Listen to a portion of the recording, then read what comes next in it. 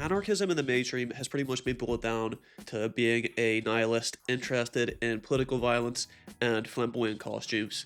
And it's not like there's never been anarchists who look like that, but it's not really what anarchism is on the whole.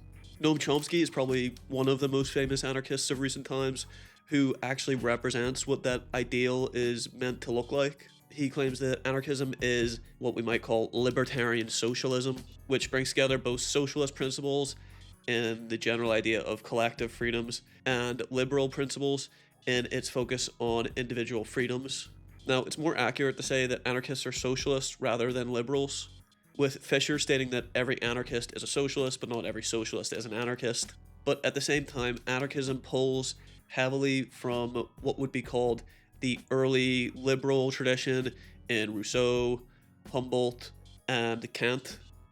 Kant actually makes a pretty crucial argument for anarchists that the only way we as humans become mature enough to use our freedoms is by first being provided with those freedoms to use. Whereas we can say that modern liberalism became more concerned with pushing development not through expanding all freedoms, but through developing capitalism that might consequently lead to more freedoms through wealth accumulation.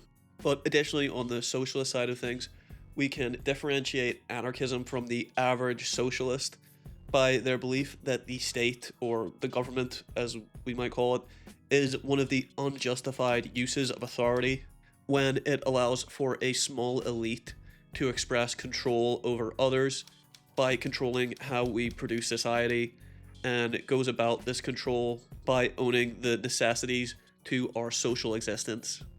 Generally, then we can say anarchism is this freedom-centered belief system that is socialist but with classical liberal thoughts mashed in. Chomsky then pushes the idea that there is no real utopia that the anarchist belief system is trying to move towards, but instead is simply a set of principles that he believes need to be realized.